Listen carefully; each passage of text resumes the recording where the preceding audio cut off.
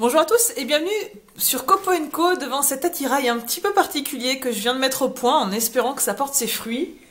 L'objectif annoncé, il est plutôt simple, ça va être d'essayer de rectifier la meule de mon Touré qui est ici. J'avais fait il y a très peu de temps une vidéo où je vous faisais part de mon expérience avec lui, des points forts, des points faibles, des critiques, et l'une d'entre elles, c'était le fait que la meule n'était pas du tout plane.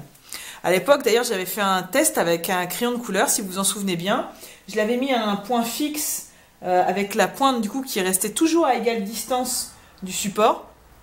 Et j'avais fait tourner la meule, ce qui avait mis en évidence des zones colorées, qu'on voit ici notamment. Et c'était les zones où du coup la meule touchait le crayon. Et les zones où il n'y a pas de trait, c'est que c'est des zones qui sont plus profondes.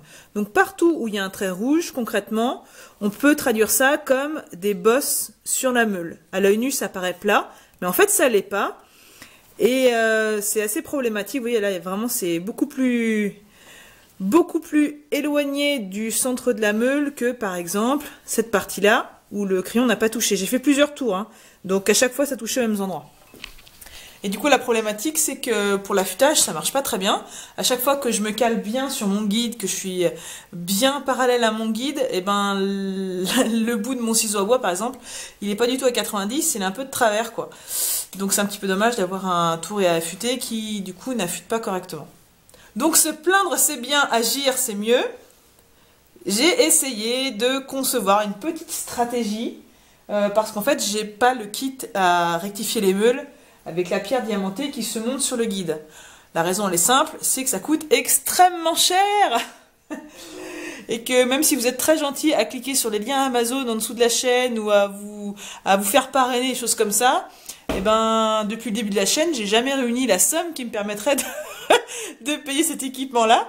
Donc je préfère faire un plan B. Je me suis fait prêter une pointe diamantée. Ça ressemble à un gros tournevis en fait. Et donc l'idée, ça va être de la faire glisser sur ce support. Voilà, j'ai fait un système, vous voyez, pour que ça soit toujours à la fois en appui de cette barre et de cette barre-là. Donc je sais qu'à chaque fois, je serai plate. Parce que sinon, si je fais des petits mouvements comme ça, la pointe va plus ou moins creuser la pierre suivant les endroits. Donc là, je suis sûre que de gauche à droite, je vais toujours faire un mouvement qui sera identique. Et au fur et à mesure, je décalerai ma petite bague pour avancer la pointe et rectifier au fur et à mesure la pierre un petit peu plus. Je ne sais pas si ça va fonctionner, mais j'ai bon espoir.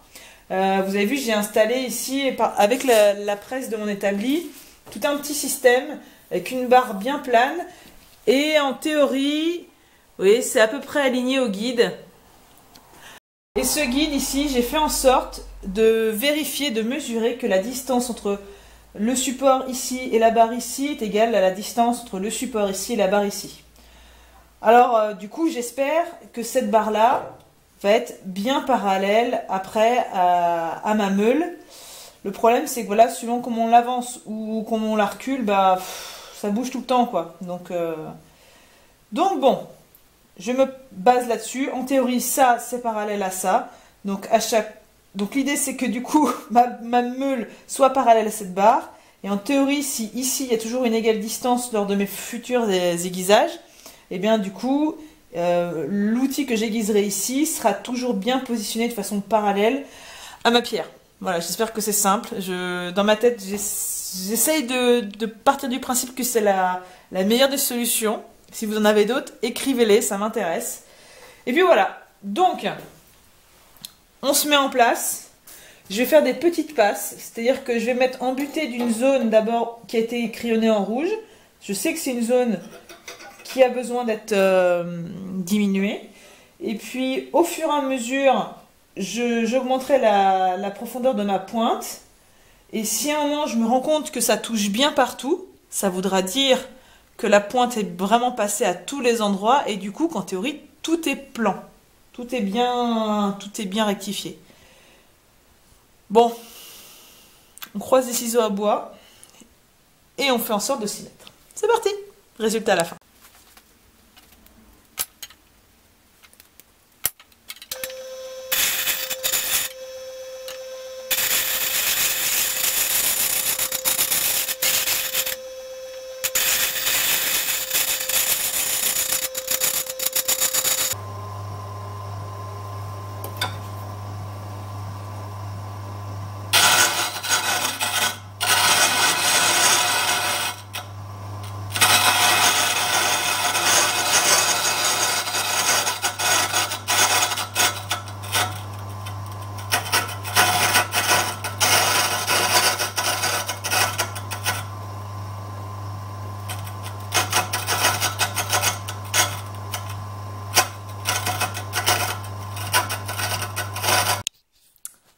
point d'étape. Bon, j'ai réussi à aller de gauche à droite, hein, à enfin retirer de la matière sur toute la largeur.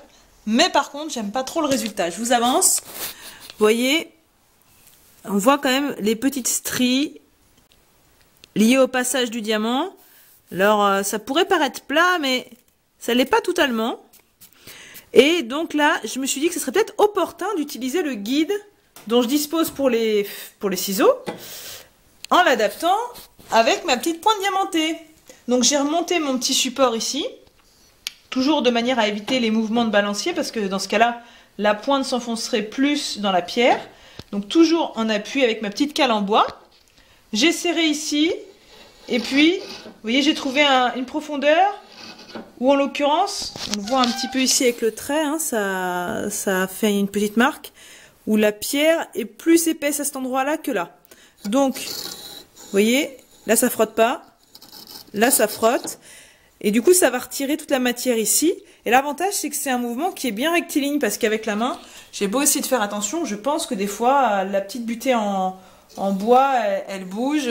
Mon tournevis aussi il bouge parce que je le tiens, il est appuyé, il est repoussé par la pierre.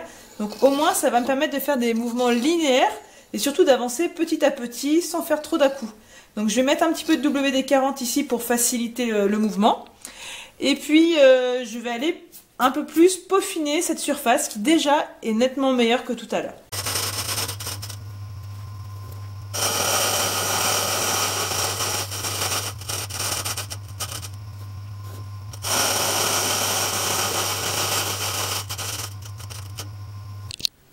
C'est de mieux en mieux. Il y a encore quelques petites traces, mais ici, là, c'est pas mal. Donc je vais certainement renfoncer un tout petit peu le diamant, refaire encore un passage pour enlever les derniers petites bosses.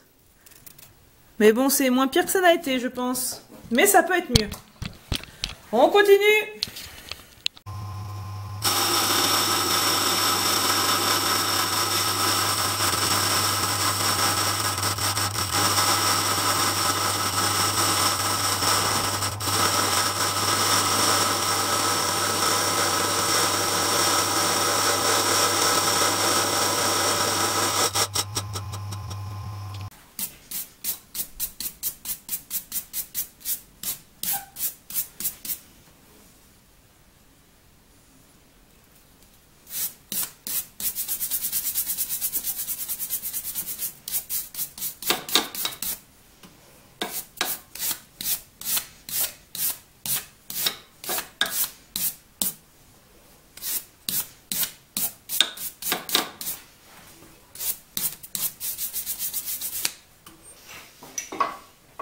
Enfin, bon, je pense avoir rectifié du mieux que je pouvais la surface.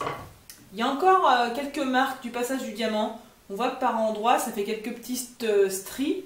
Mais dans l'ensemble, le plus haut de la meule à chaque endroit forme une ligne plane, quoi. Donc c'est l'essentiel. Étant donné que je ne vais jamais être statique et que je vais faire des allers-retours avec mon ciseau à bois ou ma lame à affûter, en théorie, du coup, tout ce qui va toucher le fer permettra de l'affûter d'une façon plane. En tout cas, c'est ce que j'espère. Pour le vérifier, rien de tel qu'un petit test. Je vais laisser en l'état mon montage parce que je sais que ma barre ici est parallèle à ma pierre. Il ne faut pas que la barre soit de travers. Je vais venir me fixer sur le petit guide là qui est sur le côté. Et on va utiliser ce ciseau à bois. Vous allez peut-être le reconnaître, c'est celui que j'avais utilisé pendant le test justement du Touré. Et quand je l'avais affûté à l'époque, ça se voit à l'œil nu d'ailleurs, et ben vous voyez, il y avait un bon petit jour qui était apparu parce que c'était pas du tout convenable. Donc je vais réessayer cette fois-ci. Alors je vais le laisser en l'état, hein, ça devrait aller bien. Et j'espère que du coup le résultat sera meilleur et donc qu'il retrouvera un équerrage satisfaisant. Je m'installe, je fais ça et on voit le résultat tout à l'heure pour voir si ça a fonctionné.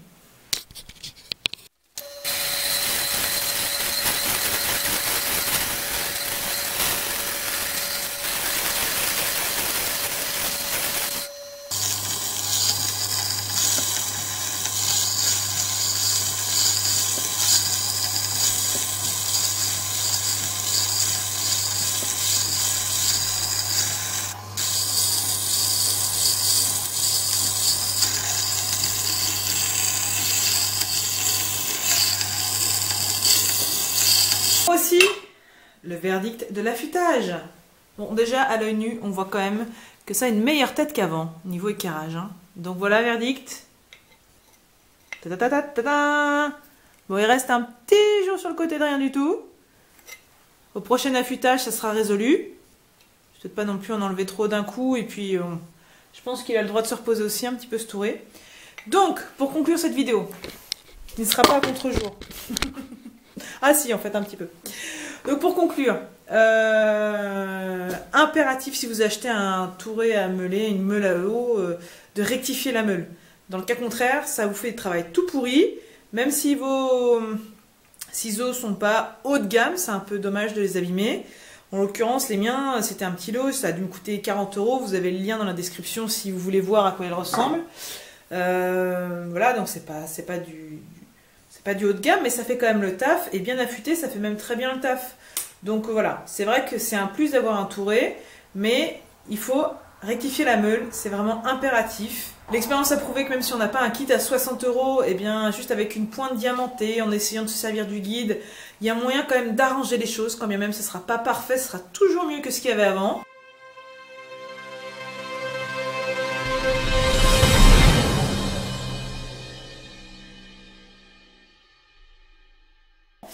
Et puis, voilà, j'espère que ça vous aura servi.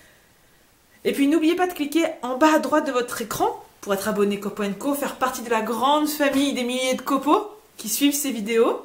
Et puis, vous avez également accès à la chaîne Facebook, à la page Facebook de la chaîne pour avoir les vidéos en exclu des futurs projets, de tout ce que je suis en train de réaliser avant que ce soit diffusé. Et puis plein de choses à lire sous le descriptif de la vidéo pour soutenir la chaîne, sans que ça vous coûte rien, juste vos achats ordinaires. Et puis j'espère en tout cas que vous allez commenter, mettre des petits pouces bleus, me dire ce que vous en pensez, partager vos astuces aussi. C'est super intéressant puisque voilà, moi c'était la première fois que je faisais ça. J'ai pas d'expérience, j'ai pas de regard sur ça, donc n'hésitez pas à partager vos bonnes et mauvaises expériences. Ça profitera à tout le monde. Voilà.